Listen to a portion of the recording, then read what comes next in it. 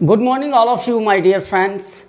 आज हम राठौर वर्ल्ड के दुनिया में इंग्लिश ग्रामर के अंदर वॉइस की चर्चा करने चल रहे हैं। जैसा कि आप जानते हैं कि चाहे वो कोई भी कॉम्पिटिटिव एग्ज़ाम हो, एकेडमिक हो, सब में वॉइस से रिलेटेड क्वेश्चंस बार बार पूछे जाते हैं। मित्रों, ये जो वॉइस है, यह एक सेक्शन वॉइस जो है ये आया है, पता है किससे? ट्रांसफॉर्मेशन से।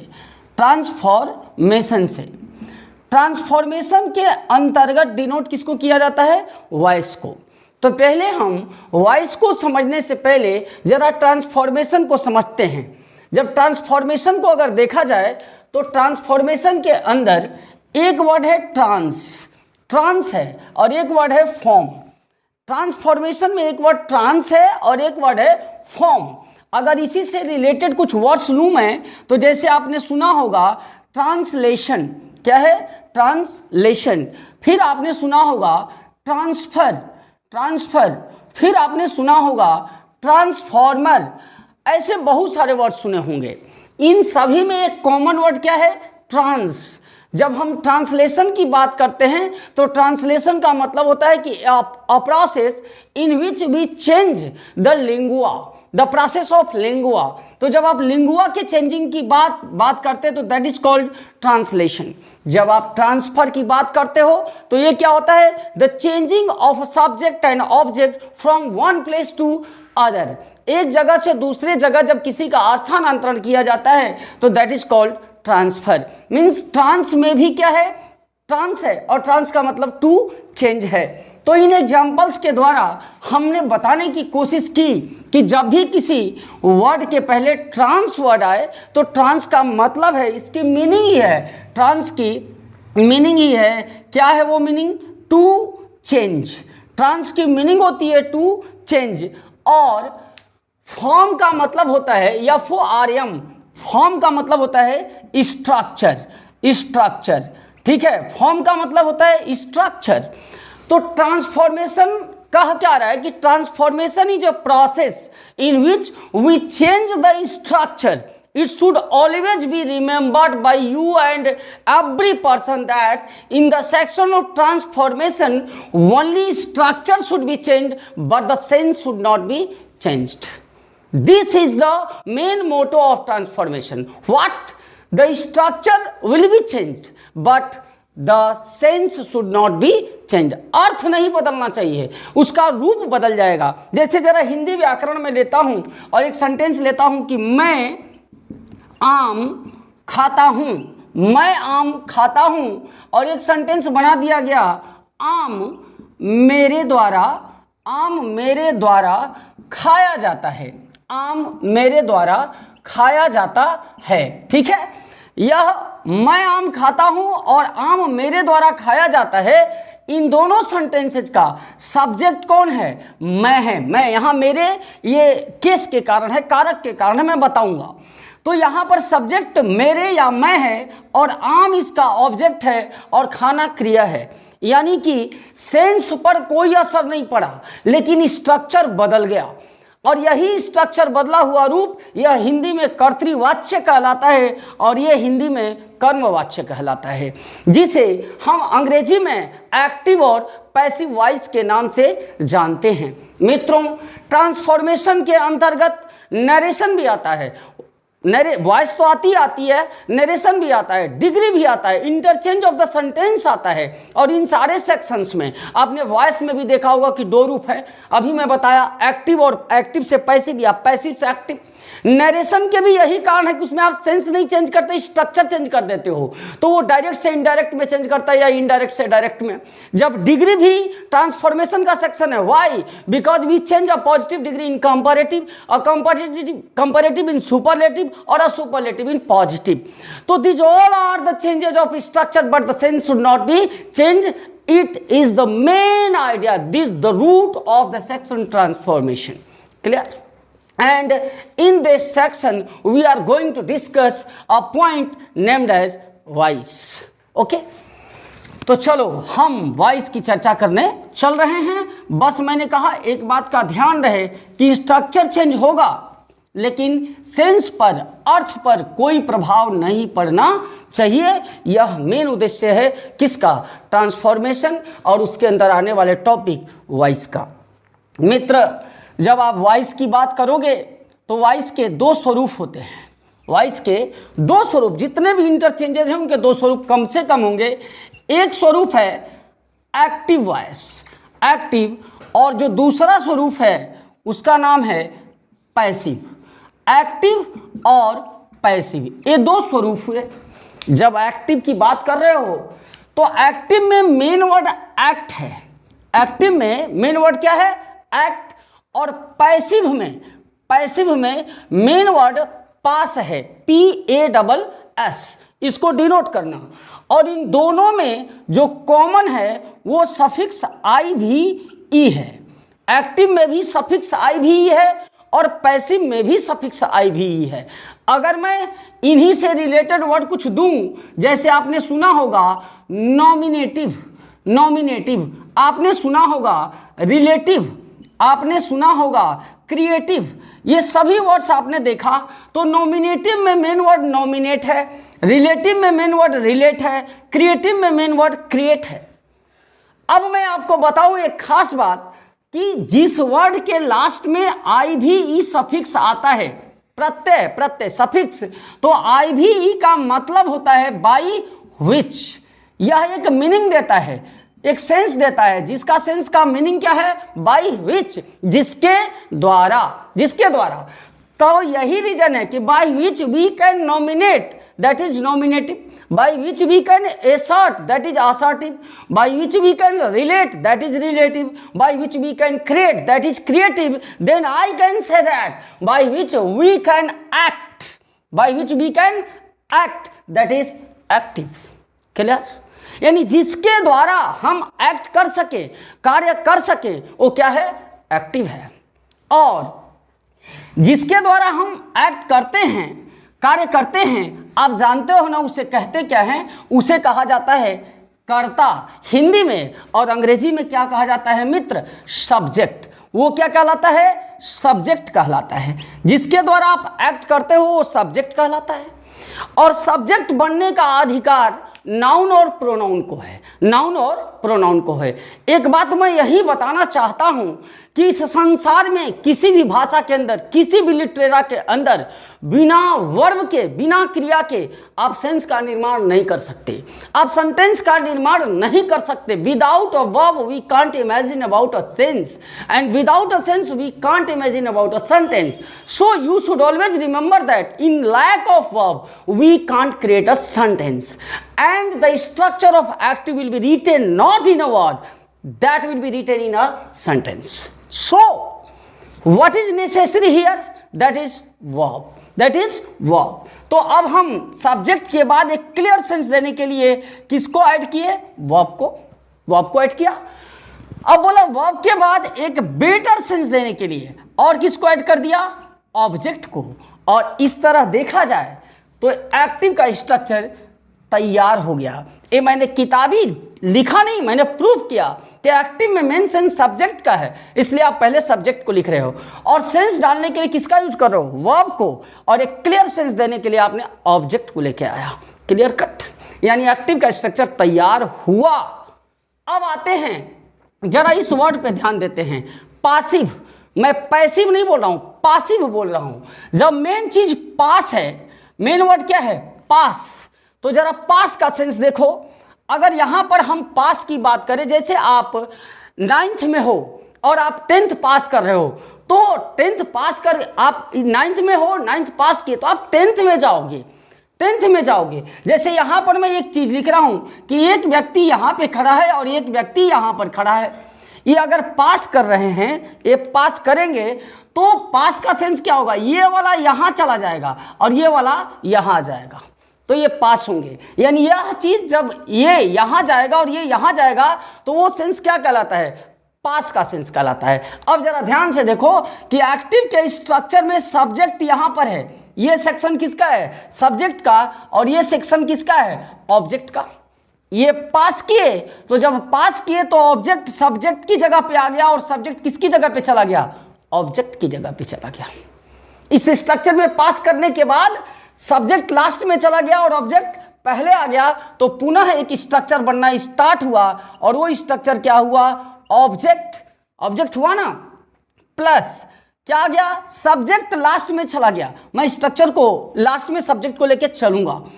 अब देखो भैया, ऑब्जेक्ट लास्ट में चला गया, सब्जेक्ट पहले, ये ऑब्जेक्ट पहले आ गया, सब्जेक्ट लास्ट में चला गया। जब आप इस दुनिया में पास होते हो, जब पास आउट होते हो, ये समझाने वाली बातें हैं। तो every pass term is denoted in perfectness.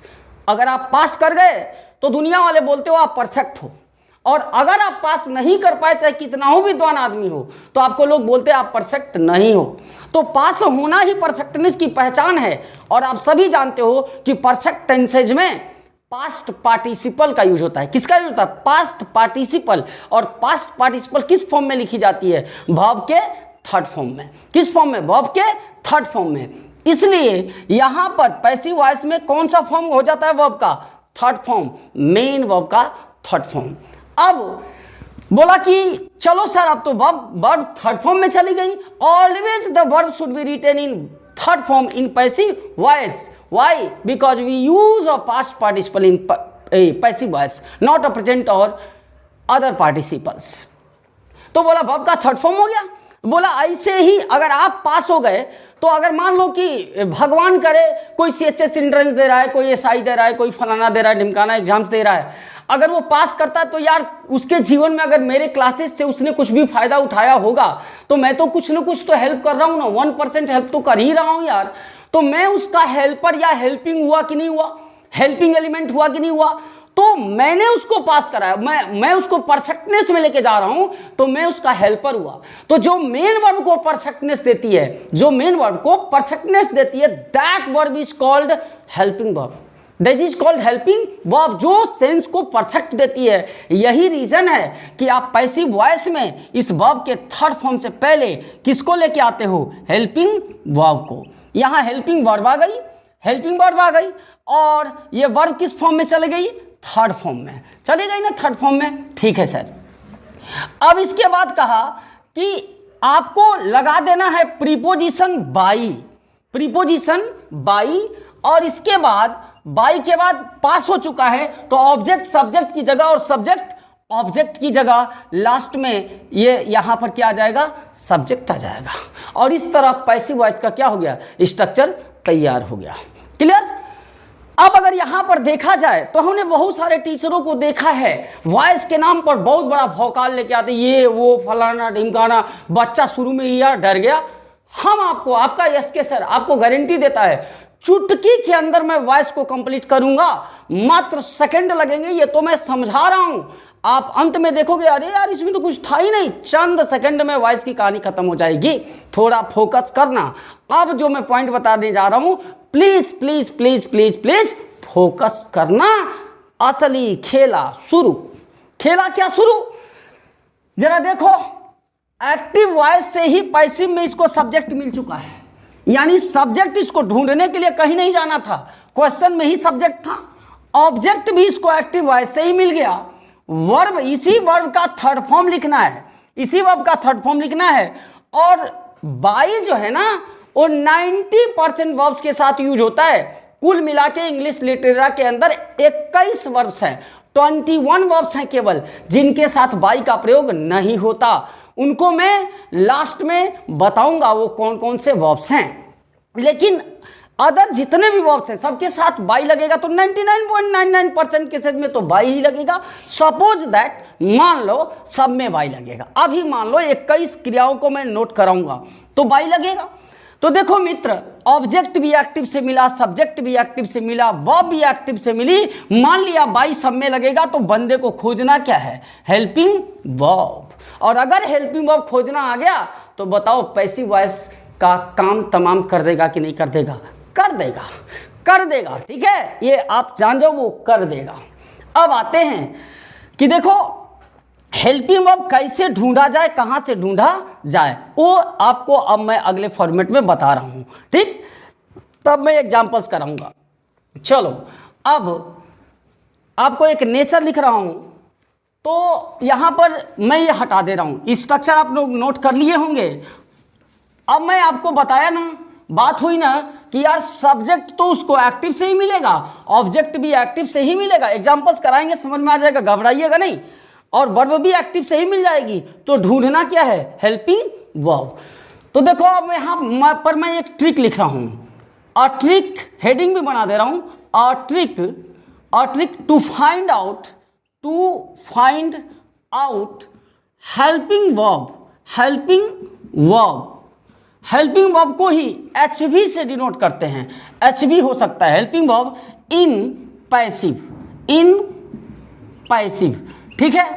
यानी हम लोग एक ट्रिक सीखने चल रहे हैं, क्या फाइंड आउट करने के लिए, हेल्पिंग वर्ब को फाइंड आउट करने के लिए। किसमें, पैसिव वॉइस में। केवल हेल्पिंग वर्ब का खेल है। तो देखो एक ट्रिक बता दे रहा हूं, समझ लेना। अब यहां पर मैं आपको एकदम एक ट्रिक बता रहा हूं, क्या ये एक लाइन, ठीक है, और ये एक लाइन, मैंने 4 लाइनें ले ली, 4 लाइनें ले रखा हूं, ठीक है। क्यों ले रखा हूं, कुछ इशारा समझ रहा है। ये 4 टेंसेज के प्रकार हैं, यह सिंपल, कॉन्टिन्यूअस, परफेक्ट और परफेक्ट कॉन्टिन्यूअस। अभी समझा रहा हूं।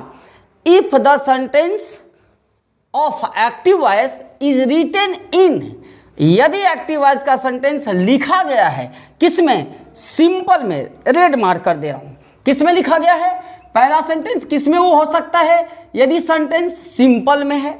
दूसरा क्या हो सकता है, सेंटेंस किसमें हो सकता है, कॉन्टिन्यूअस में। तीसरा क्या हो सकता है, परफेक्ट में। और चौथा क्या होता है, परफेक्ट कॉन्टिन्यूअस। ये 4 टेंसेज के रूप हैं, चाहे वो प्रेजेंट हो, चाहे पास्ट हो, और चाहे वो फ्यूचर हो। ये चारों रूप में सेंटेंस एक्टिव का हो सकता है। अगर मित्र सेंटेंस एक्टिव वॉइस का सिंपल में है, सिंपल इंडेफिनिट में है, तो उसका हेल्पिंग वर्ब पैसिव वॉइस में कहां से आएगा, कॉन्टिन्यूअस से आएगा। और यदि परफेक्ट में है तो परफेक्ट कॉन्टिन्यूअस से। जैसे अब एक कल्पना करो कि मैंने लिखा, अभी मैं यहां पर एग्जांपल दे रहा हूं, सिंपल वाला कंटिन्यूअस है। तो कंटिन्यूअस में अगर मैं प्रेजेंट कंटिन्यूअस की बात करूं तो प्रेजेंट कंटिन्यूअस में हेल्पिंग वर्ब क्या होती है, is, am, are. Past continuous में वाज और वर। मैं टेंस का एक वीडियो दे रखा हूं राठौर वर्ल्ड में, और वहां प्लेलिस्ट में जाकर के आप इस स्ट्रक्चर को जरूर देख लेना। बिकॉज टेंस के स्ट्रक्चर की, टेंस के नॉलेज की कम से कम आपको पकड़ना पड़ेगा कि यह सेंटेंस इस टेंस के इस फॉर्म में है, तभी आप हेल्पिंग वर्ब उठा सकते हो। तो प्लेलिस्ट में है टेंस राठौर वर्ल्ड में, और वहां जाकर के एक बार आप टेंस को देख लेना, और तब इसको बैठोगे करोगे तो और बेहतर रिस्पॉन्स आएगा। क्योंकि सेंटेंस को बबुआ रे अगर टेंस को पकड़ लिया तो कसम से गारंटी मैं देता हूं कि पैसिव वॉइस चुटकी में सिखा दूंगा। और अगर टेंस नहीं पकड़ पा रहे हो तो ब्रह्मा भी नहीं सिखा सकते, मैं क्या सिखाऊंगा। टेंस का खेला असली है किसमें, वॉइस और नरेशन में। एक कदम आगे हो वॉइस और 2 कदम आगे नरेशन, 1 कदम आगे वॉइस 2 कदम आगे नरेशन। ये भाषा नहीं समझ में है ना, ये मेरा मसाला है। तो समझाया ना, यही समझा। 1 कदम आगे यानी सिंपल के 1 कदम आगे कॉन्टिन्यूअस है, और परफेक्ट के 1 कदम आगे परफेक्ट कॉन्टिन्यूअस है। तो सिंपल वाला कॉन्टिन्यूअस से हेल्पिंग वर्ब, परफेक्ट वाला परफेक्ट कॉन्टिन्यूअस से। तो परफेक्ट कॉन्टिन्यूअस में, प्रेजेंट परफेक्ट कॉन्टिन्यूअस में हेल्पिंग वर्ब क्या होती है, has been, have been. Past perfect continuous में हैड बीन, और फ्यूचर परफेक्ट कॉन्टिन्यूअस में शैल हैव बीन और will have been passive voice में उठा लिए जाते हैं। अब एक देखो, अगर बात देखा जाए तो यार, तो आपने उठाया क्या है, असली गेम है क्या, यही समझना है। आपने उठाया क्या, कॉन्टिन्यूअस से ये क्यों उठा रहा है, ये भी रीजन बता दे रहे हैं। क्योंकि कॉन्टिन्यूअस से वो फॉर्म बी उठा रहा है, बी। और अब देखो जरा, पैसिव वॉइस का मैं डेफिनेशन नहीं लिखा था, अभी डेफिनेशन लिख रहा हूं, जरा इसको समझना। पैसिव वॉइस का ये डेफिनेशन मैं यहीं पे डिनोट कर दे रहा हूं। ये डेफिनेशन है टू पुट है ना, टू पुट बी को मैं ये दे दिया सर्किल में, to put be before the third form of a verb is passive. ये लाइन राममाण है, हर समय पैसिव वॉइस में एक ही बात का ख्याल रखना है, किसका प्रयोग करना, फॉर्म बी का सही सही प्रयोग करना। Be third form of verb के पहले पैसिव वॉइस है, बी का सही प्रयोग करना क्या है, पैसिव वॉइस है।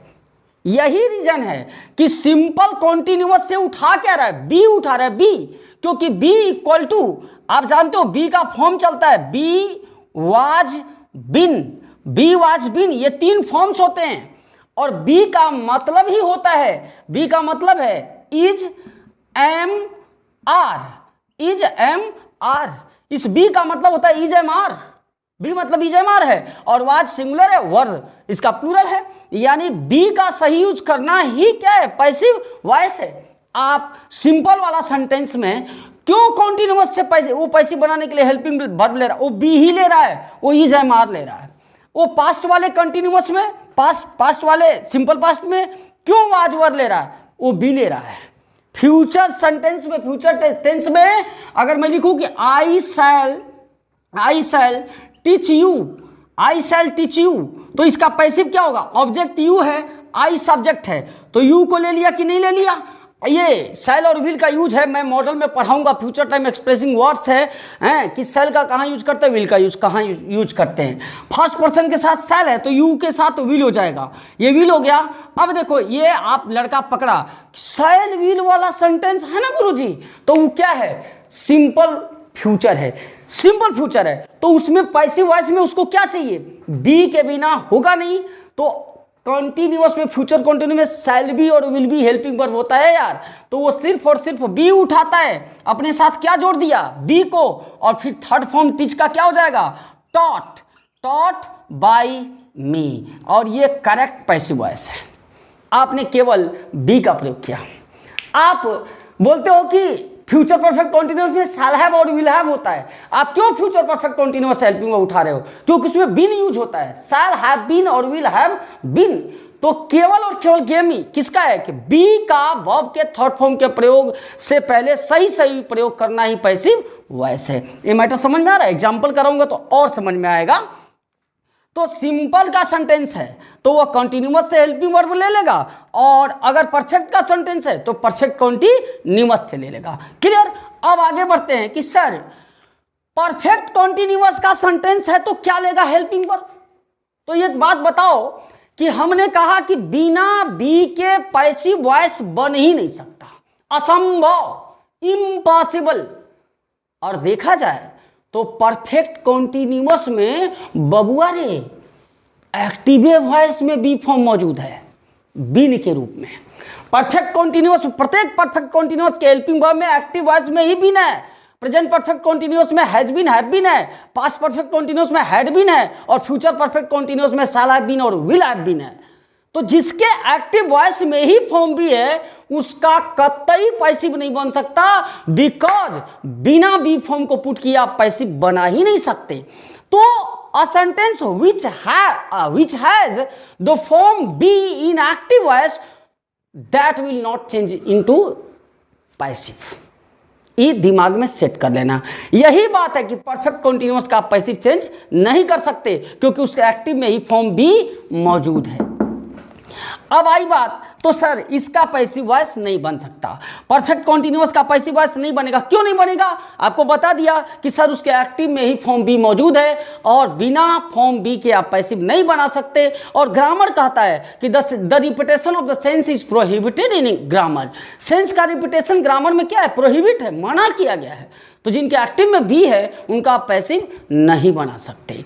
अब आई बात कॉन्टिन्यूअस की, कॉन्टिन्यूअस की, तो जरा ध्यान दो, फ्यूचर कॉन्टिन्यूअस के भी तो एक्टिव में बी मौजूद है, शैल बी और will be. I shall be teaching you, I shall be teaching you, he, या मैं कहूँ you will be reading, you will be reading, you will be learning.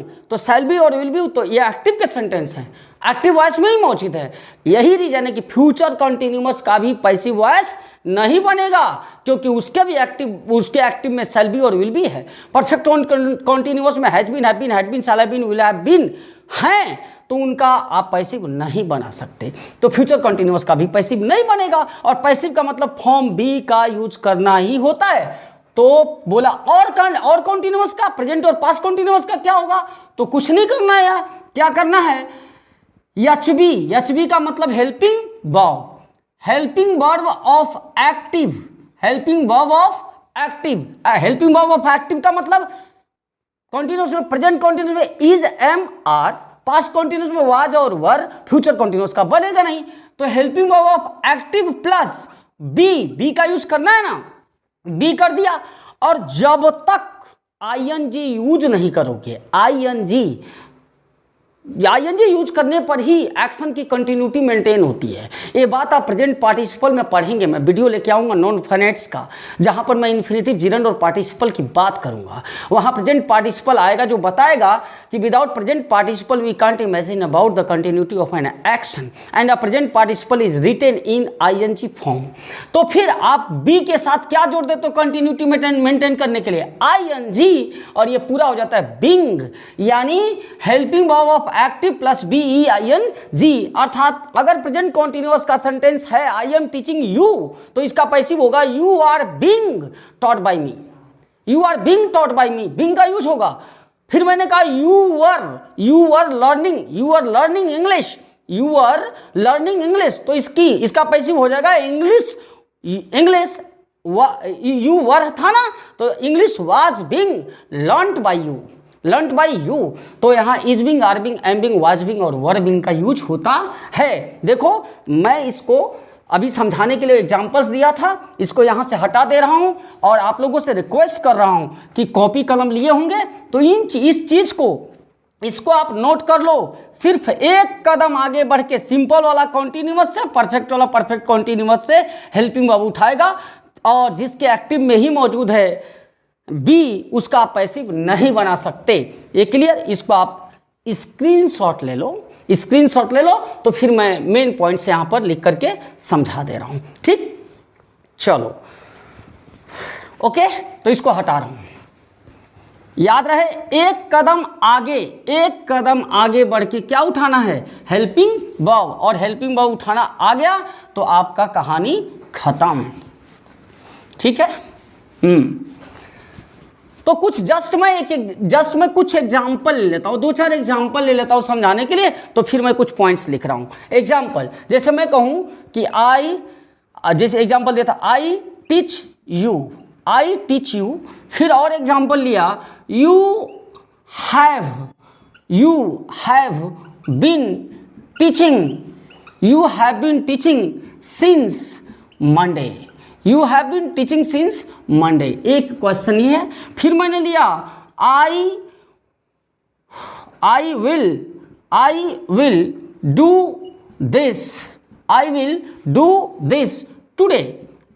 This today, एक question ये ले लिया, इनका जरा पैसिव बना रहा हूं। और एक क्वेश्चन ले लिया सीता राइट्स अ लेटर। ठीक, तो पीछे की बातें याद है ना, आपने स्क्रीनशॉट ले लिया, मैं जरा इसको पैसिव में चेंज कर रहा हूं। तो पहला काम क्या है? ऑब्जेक्ट फाइंड आउट करो। ऑब्जेक्ट फाइंड आउट किया तो क्या है इसमें? अ लेटर लिख दिया, लेटर लिख गया। अब इसके बाद क्या लिखना है? हेल्पिंग वर्ब, और हेल्पिंग वर्ब लिखने के लिए क्या? सेंटेंस को पहचानना पड़ेगा, और सेंटेंस पहचानोगे और एक कदम आगे धाए से बढ़ के उठा लेना हेल्पिंग वर्ब। उठाया कैसे? तो Sita writes a letter, writes है। देखो भैया, जब किसी भी सेंटेंस में हेल्पिंग वर्ब ना दिखाई दे, यानी is, am, are, was, were, has, have, had ना दिखाई दे, तो वो सिंपल के सेंटेंसेज हैं। किसके साथ? शाइल विल ना दिखाए, वो सिंपल के सेंटेंसेज हैं। अगर सब्जेक्ट के बाद वर्ब का फर्स्ट फॉर्म है या उसके साथ यस लगा है तो पक्का वो सिंपल प्रेजेंट है, और अगर वर्ब का सेकंड फॉर्म है तो सिंपल पास्ट है, वो सिंपल पास्ट है। तो यहाँ पर यस लगा है कि नहीं लगा है? तो ये सिंपल प्रेजेंट है। तो सिंपल प्रेजेंट है तो हेल्पिंग वर्ब कहाँ से उठाएगा? प्रेजेंट कॉन्टिन्यूअस, एक कदम आगे। तो प्रेजेंट कॉन्टिन्यूअस में हेल्पिंग वर्ब क्या है? Is, am, are. तो लेटर के साथ इज, एम, आर, चूंकि लेटर एक सिंगुलर काउंटेबल नाउन है और सिंगुलर काउंटेबल नाउन के साथ इज होता है यूज, तो क्या लिख देंगे यहाँ पर? इज। हो गया? क्या लिखे हो? सब्जेक्ट ऑब्जेक्ट की जगह, ऑब्जेक्ट सब्जेक्ट की जगह। और इसके बाद राइट का क्या हो जाएगा? रिटेन, थर्ड फॉर्म रिटेन, और ये बाई लगा देना है, और बाई के बाद क्या लिख दोगे? बाई सीता। तो letter is written by Sita. अगर आई टीच यू है तो फिर ऑब्जेक्ट को पहले पकड़ो, तो ऑब्जेक्ट क्या है, यू। तो फिर हमने यहाँ पैसिव बनाना है, तो पैसिव में क्या पहले अब किसको लिखोगे, यू को लिख लिया। अब टीच है, आई टीच यू, तो फिर देख रहे हो कोई हेल्पिंग वर्ब नहीं है ना, shall will is am are was नहीं है ना, तो सिंपल का सेंटेंस है। और फर्स्ट फॉर्म है टीच, अगर टॉट होता तो सिंपल पास्ट हो जाता, टीच है तो सिंपल प्रेजेंट है, ये मैं टेंस में पढ़ाया हूं। तो यहाँ पर यू है तो एक कदम आगे से पैसिव लोगे तो अगला कदम पे पैसिव वॉइस क्या होगा, इज एम आर, और यू के साथ लगने वाला हेल्पिंग वर्ब क्या है, आर। फिर वर्ब का थर्ड फॉर्म लिखोगे तो टीच का थर्ड फॉर्म क्या हो जाएगा मित्र, टॉट, बाई। और यू का ऑब्जेक्टिव केस, सब्जेक्ट तो ऑब्जेक्ट की जगह जाएगा, ऑब्जेक्ट सब्जेक्ट की जगह जाएगा, तो केस बदल जाएगा, केस बदलता है तो यू, योर, यू, तो यहां पर ये क्या हो जाएगा, यू हो जाएगा। ठीक है, ये पैसिव हो गया। फिर लिया you have been teaching since Monday, बोला पैसिव बनाओ, पैसिव बना के हड़बड़ा के आंख मूंद करके एकदम हड़बड़ाए हैं, गुरुजी बता दिया इच्छा ठीक की जाके खच्चे से ठोक देंगे, तो इसका पैसिव बनाएंगे तो ठोका जाएंगे। ये भी ध्यान रहे, काहे ठोका जाएंगे, कैसे कि इसके एक्टिवे में क्या मौजूद है, बिन मौजूद है, बिन। अब मैं बार बार क्या कर रहा हूं कि जिसके एक्टिव वॉइस में बी या बिन मिले, अखियां मूंद के बबुआ कह देना इसका पैसिव नहीं बनेगा। तो बोलोगे तब क्या गुरुजी लिखेंगे, तब लिख दिया, क्या लिखबो, नॉट मेड। क्या लिखेंगे, नॉट मेड। नॉट मेड कैसे, इसका आंसर क्या होगा, इसका आंसर नॉट मेड, नहीं बनाया जा सकता है, नहीं बनाते हैं, नॉट मेड, या कभी का ऑप्शन से ही ये क्वेश्चन ही इसका उत्तर बन जाएगा, क्योंकि पैसिव में चेंज नहीं होगा। अर्थात you have been teaching since Monday का पैसिव भी you have been teaching since Monday होगा, या उत्तर में नॉट मेड लिखा जाना चाहिए, क्योंकि इसका पैसिव नहीं बना सकते। अब आई बात आई विल डू दिस टुडे, तो इसका अगर पैसिव बनाना है तो पहले ऑब्जेक्ट को ढूंढो, दिस है, तो यहाँ स्मॉल लेटर है, सेंटेंस की स्टार्टिंग कर रहे तो कैपिटल लेटर से करेंगे, ये नियम करता है सेंटेंस पैटर्न का। तो दिस लिख लिया, और आई के साथ विल है, बिकॉज आई फर्स्ट पर्सन है। तो मित्रों फर्स्ट पर्सन के साथ अगर विल लगता है, आई वी के साथ विल लगता है, तो सेकंड और थर्ड पर्सन के साथ सेल लगता है। अगर फर्स्ट पर्सन के साथ सेल रहे तो सेकंड और थर्ड पर्सन के साथ विल लगता है। ये रूल है मॉडल का, जिसका एक अलग वीडियो होगा। तो यहाँ फर्स्ट पर्सन के साथ विल है, तो दिस चूंकि थर्ड पर्सन में है, प्रोनाउन है थर्ड पर्सन का, तो यहाँ पर क्या हो जाएगा, सेल हो जाएगा। रीजन है आई के साथ विल है, यहाँ क्यों विल लग रहा है, इसके कारण, टुडे के कारण। अगर टुडे को हटा दो ना तो यहाँ सेल हो जाएगा। वो रूल आता है मॉडल का यार, कि अगर सेंटेंस से प्रोमिस हो, कंपल्सन हो, कमांड हो, थ्रेटेंड हो, डिटर्मिनेशन हो, तो वो रूल पलटता है, और फर्स्ट पर्सन के साथ विल, सेकंड थर्ड पर्सन के साथ सेल लगता है। तो दिस सेल, लड़का फाइंड आउट कर लिया विल है, तो जैसे ही विल दिखेगा बी ठोक देना, क्योंकि आई विल किसकी पहचान है, सिंपल फ्यूचर। तो सिंपल फ्यूचर वाला कहां से उठाएगा, आगे एक कदम आगे बी से। और वैसे भी देखो सेल और विल मॉडल है, और मॉडल का पैसिव वॉइस बनाने के लिए केवल मॉडल्स में बी जोड़ा जाता है। तो क्या जोड़ दिया, बी। और डू का थर्ड फॉर्म क्या हो जाएगा, डन, डन बाई। आई का क्या हो जाएगा, मी, मी, आई का मी हो जाएगा। और टुडे एडवर्ब ऑफ टाइम है, जो सेंटेंस के हमेशा लास्ट में लिखा जाता है, ये एडवर्ब का टॉपिक है, तो ये लास्ट में टुडे हो गया। इसका आंसर हुआ this shall be done by me today.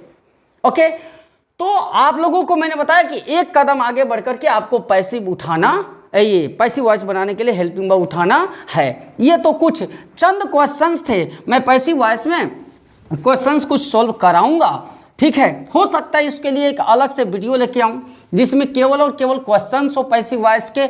और इस वीडियो के बाद, क्योंकि आप थोड़ा सा प्रिपेयर रहेंगे, तैयार रहेंगे, तो केवल और केवल एक क्वेश्चन का वीडियो होगा, ठीक है। तो अभी देखो मैं कुछ नोट लिख दे रहा हूं, एक एग्जाम्पल था, ये एग्जाम्पल समझाया, अब मैं नोट लिख दे रहा हूं। नोट में क्या लिख दे रहा हूं, the sentence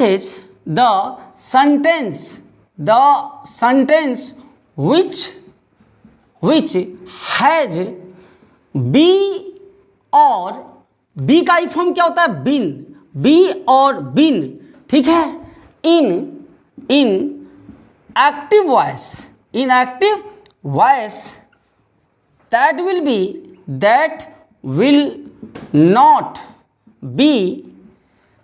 not be changed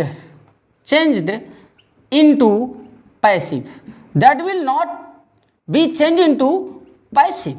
matter समझे, क्या समझ गए कि the sentence which has B और बीन, ये फॉर्म बी है भाई, इन active voice that will not be change into passive. बोला व्हाई, क्यों? तो उसका रीजन है कि वॉइस का डेफिनेशन ही है क्या, to put form be before V3 is passive. समझ लो, बी का प्रयोग करना पड़ेगा किसके पहले, थर्ड फॉर्म के पहले। और अगर एक्टिव में ही बी है फिर इस बी को लगाओगे तो सेंस का क्या हो जाएगा, रिपीटेशन होगा, repetition, and repetition in English grammar is prohibited, so those sentences will not be changed into passive. This is the reason we can't change the sentences of perfect continuous and future continuous in passive voice. Clear? देखो एक चीज और बता दे रहा हूं इसके बाद। अब एक बात आई कि अगर ये एक सेंटेंस है, अगर एक्टिव वॉइस का सेंटेंस है तो आपने समझ लिया ना कि बी कहां से लेके आएंगे। अगर सेंटेंस में मैं एक स्टाइल लिख रहा हूं, एक्टिव स्टाइल, एक एक्टिव स्टाइल लिख रहा हूं, बी का यूज करना है। एक्टिव स्टाइल में मैं एक सेंटेंस दे रहा हूं, सब्जेक्ट, यस से सब्जेक्ट, या पूरा लिख दे रहा हूं यार, सब्जेक्ट प्लस मॉडल। मॉडल का नाम आपने सुना होगा, मैं इसके विषय में अभी थोड़ा सा बता दे रहा हूं। Model plus V1 plus object. थोड़ा सा मैं मॉडल को डिफाइन करूंगा, यहाँ पे जरूरत है। देखो भैया, मॉडल का मतलब होता है these are the special kinds of auxiliary. Modal is a special kind of auxiliary in which we denote can, could, may, might, shall, should, will, would, must, need, dare, use to, ought to, has to, have to, had to. These all are modals. और इन modals की एक कहानी है कि after a modal we should always use the first form of a verb in active voice. After a model, after can, could, may, might, shall, should, will, would, must, need, dare, used to, had to, have to के बाद हमेशा और हमेशा verb का first form use होना चाहिए। ये model का रूल है। अब कहा क्या कि ये तो एक्टिव स्टाइल थी, अब अगर पैसिव स्टाइल करोगे, जब इनकी पैसिव बनाओगे तो पैसिव स्टाइल में क्या होगा, ऑब्जेक्ट पहले आ जाएगा, तो ऑब्जेक्ट पहले आ गया, प्लस क्या लिखोगे, मॉडल लिख दिया। मॉडल के बाद क्या जोड़ना है, बी। अगर बी फॉर्म नहीं जोड़ोगे तो पैसिव नहीं होगा, बी जोड़ दिया ना भाई। और बी के बाद वर्ब का कौन सा फॉर्म जोड़ोगे, थर्ड फॉर्म, फिर बाई प्लस सब्जेक्ट। समझ गए कि नहीं समझ गए? एग्जाम्पल दे रहा हूं, जरा समझ जाओ। एग्जाम्पल दे रहा हूं, एक एग्जाम्पल दिया, आई कैन डू दिस। तो कैन क्या है, एक मॉडल है। अगर यहां पर मे होता तो भी मॉडल है, यूज डू टू होता तब भी मॉडल होता, मस्ट होता तब भी मॉडल होता, माइट होता तब भी मॉडल होता, ये सभी मॉडल्स हैं। तो अगर आई कैन डू दिस है तो इनका पैसिव वॉइस बनाने के लिए पहले किसको लोगे, दिस को ले लिया, दिस, और ये मॉडल है तो मॉडल उठा के पैसिव वॉइस में छाप दो, तो क्या हो गया, दिस कैन। और इसके बाद क्या लिखोगे, बी, और फिर वर्ब का कौन सा फॉर्म लिखना है, थर्ड फॉर्म। तो डू का थर्ड फॉर्म क्या हो जाएगा, डन बाय। आई का क्या हो जाएगा, मी। ठीक, ये मैटर समझ रहे हो कि नहीं समझ रहे? तो मॉडल्स के बाद आपको फॉर्म बी का यूज करना होगा पैसिव वॉइस बनाने के लिए। ठीक, ये कुछ इंपॉर्टेंट पॉइंट्स थे नोट में कि जो सेंटेंसेज बी और बिन रखते हैं। मैं लिख नहीं रहा हूं, मैं बार बार बोल रहा हूं कि परफेक्ट कॉन्टिन्यूअस के सेंटेंसेज के क्यों नहीं पैसिव बनते, फ्यूचर कॉन्टिन्यूअस क्यों नहीं बनता, यही रीजन है। तो ये कुछ इंपॉर्टेंट पॉइंट थे, आप इनका स्क्रीनशॉट ले लो। स्क्रीनशॉट लेने के बाद मैं कुछ एक और इम्पोर्टेंट पॉइंट बताने के बाद ये जो आई मी में चेंज कर रहा था, फिर वही पैसिव में मी आई चेंज करेगा, यानी केस मैं बताऊंगा। केस मुझे बताना होगा कि सब्जेक्टिव, पॉजेसिव और ऑब्जेक्टिव, जिसमें मैं बताऊंगा कि पर्सन में फर्स्ट पर्सन में I, my, me, we, our, us, you, your, you, he, his, him, she, her, it, its, it, और दे, देयर, देम। ये मैं इसको एक चार्ट बना के अभी नोट करा दे रहा हूँ यार, फटाक से नोट कर लेना। आपने मुझे आशा इसका स्क्रीनशॉट ले लिया होगा। मैं एक और इंपॉर्टेंट पॉइंट लिख करके और क्या कर दे रहा हूं साहब, ये इंपॉर्टेंट पॉइंट लिखने के बाद आपको मैं केस का चार्ट बना दे रहा हूं, आपके लिए इजी हो जाएगा। और अभी एक इंपॉर्टेंट पॉइंट क्या दे रहा हूं। अब एक बात बताओ जरा, जो चीजें यूनिवर्सल ट्रूथ हैं, यूनिवर्सल ट्रूथ है, या जो चीजें रिपीटेड ये परमानेंट एक्शन में है, द सन साइंस इन द ईस्ट, तो जो चीजें परमानेंट एक्शन में है, जो यूनिवर्सल ट्रूथ है, उनका भूल के भी अगर पैसिव बनाए तो कहानी खत्म। यानी आप यूनिवर्सल ट्रूथ का और परमानेंट एक्शन का कभी पैसिव वॉइस मत बनाना। तो इस चीज को भी मैं लिख दे रहा हूं। क्या उसी को अंग्रेजी में प्रिंसिपल कहते हैं, principles, principles and permanent actions, permanent actions should not be changed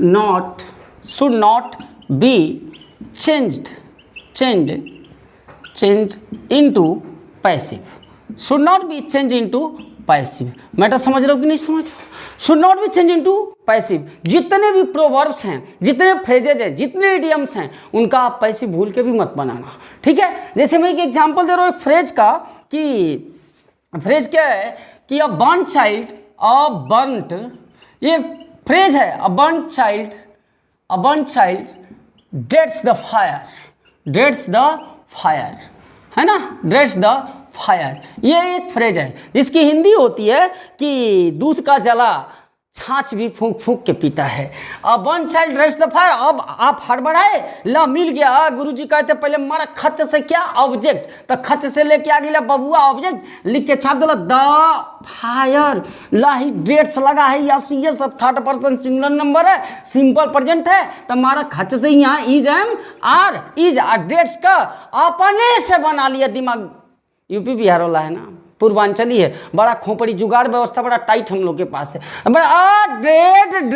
dreaded अब बना के छप दे इज ड्रेडेड, है ना, ड्रेडेड बना के by a burnt child, a burnt child अब बना के आ गया, बोला यार एक नंबर तो तय है, तो काम से गए बबुआ।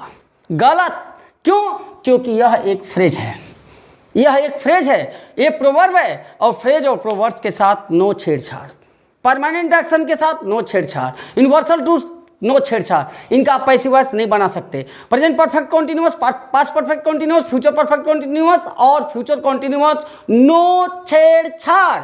क्यों? क्योंकि इनके साथ भी मौजूद है एक्टिव में।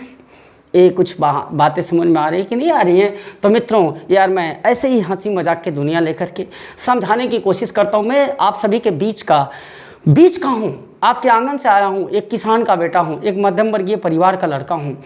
आप लोग भी उसी परिवार से बिलोंग करते हैं और आपके दर्द को मैं भली भांति समझता हूँ। अगर आपको सफलता नहीं मिलेगी, अगर भगवान आपको कभी असफल न करे, आप जिंदगी में हर समय सफल हों, अगर सफलता नहीं मिलेगी तो कसम से आप कहीं जी नहीं पाओगे। क्योंकि मैं बार बार बोलता हूं, सफलता ही हम मध्यम वर्गीय परिवार का एक उद्देश्य है। और सफल होने के लिए कोई गवर्नमेंट जॉब मायने नहीं रखती यार, व्यक्तित्व निर्माण के लिए कोई नौकरी नहीं मायने रखती। अगर आपके पास नॉलेज है then you will be succeed, but you should always try to learn something better, do something better, think positive, do positive, everything will be positive, nothing negative यार। ओके, तो नाउ कुछ बात कर लेते हैं केस की, क्योंकि केस के बिना आपको वो कहानी पैसिव वॉइस की कंप्लीट नहीं होगी। तो ये मेन पॉइंट था भाई कि principles and permanent action should not be change into passive voice. Okay, तो ये पैसिव वॉइस का सब मैं आपको बेसिक नॉलेज दे रहा हूं। और अब मैं किसकी चर्चा करने चल रहा हूं? केस की। पैसिव वॉइस के लिए हमने क्या बोला था? केस की जरूरत पड़ेगी, यानी ये सब्जेक्ट ऑब्जेक्ट की जगह लेगा और ऑब्जेक्ट सब्जेक्ट की जगह लेगा। तो मैंने एक चार्ट बना दिया प्रोनाउन के केस का, क्योंकि नाउन जब चाहे वो सब्जेक्ट में रहे चाहे ऑब्जेक्ट में रहेगा, आप राम को राम चेंज नहीं कर सकते। राम का राम ही होगा, सीता का सीता होगा, गीता का गीता होगा, मोहन का मोहन होगा। यानी राम बोला कि राम क्या बोलो, राम राइट्स दिस, तो क्या होगा? This is written by Ram. Ram पे कोई फर्क नहीं पड़ता, third person singular number naming words पे कोई नहीं पड़ता, प्रोनाउन पे असर पड़ जाता है। तो दिमाग में रखना कि आई माई मी, इसको एक दो बार बोलना। आई माई मी ये फर्स्ट पर्सन है, ये दोनों फर्स्ट पर्सन है। आई और वी क्या है? ये फर्स्ट पर्सन है, I we first person. Second person में क्या आता है? यू। और ये सभी चीजें किस पर्सन में है? थर्ड पर्सन में है। तो आपको मैंने क्या बताया? आप देखो, I my me, we our us, you your you, he his him, she her, it its it, they their them. इसको तो थोड़ा सा याद करना पड़ेगा वरना पैसिव वॉइस दिक्कत होगा और टेंस पहचानना ही होगा। और इसको याद करने में कुछ प्रॉब्लम नहीं है, जैसे मेरे साथ भी बोल सकते हो कविता की तरह। कैसे? I my me, we our us, you your you, he his him, she her, it its it, they their them. Okay, तो दे रहे तो देम में, देम रहे तो दे में। ओके सर, तो इन चीज़ों को आप ध्यान से देख लेना, एक बार टेंस का वीडियो स्ट्रक्चर देख के आना, इस चीज़ को देख के आना, और हम अगले वीडियो में जब आएंगे तो उसकी स्टार्टिंग ही क्वेश्चन से करेंगे, एसर्टिव के क्वेश्चन से करेंगे। और ये जो भी आज इस वीडियो में बताया गुरु ना, वो बेसिक नॉलेज है किसका? पैसिव वॉइस का, जिसके ऊपर पैसिव वॉइस डिपेंड है। और इस चीज़ को आपके पास कोई ग्रामर की बुक भी होगी, आजमा लेना, प्रैक्टिस कर लेना।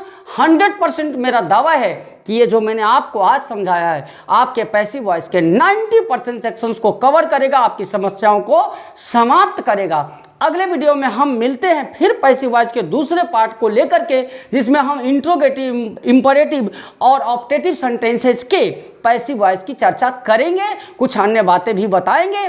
तब तक के लिए शुभ रात्रि, गुड नाइट, शब्बा खैर के साथ साथ जाते जाते ये मत भूलना कि आपका अपना चैनल राठौर वर्ल्ड, जिसे लोगों के बीच में पहुंचाना है, दूर दूर तक ले जाना है, अपने यश के सर को एक प्लेटफॉर्म देना है यूट्यूब पर, तो इसको खूब लाइक करो, शेयर करो, कमेंट करो। सब्सक्राइब कर दिया है तो दिल से धन्यवाद, नहीं कर दिया, नहीं किया है तो अगर वीडियो पसंद आ रहे हैं मित्र सब्सक्राइब कर दो, एक दो लोगों को सब्सक्राइब करवा दो, घंटी बजा दो, जम के मेहनत करो। सारे वीडियोज मेरे प्लेलिस्ट में हैं, चाहे वो हिंदी के या इंग्लिश के। सफलता से कम कुछ भी नहीं तेरे यश के सर को मंजूर नहीं है, क्योंकि तेरी सफलता मेरे साथ और मेरी सफलता आपके साथ। फिर से एक बार आप सभी को शुभ रात्रि, नमस्कार।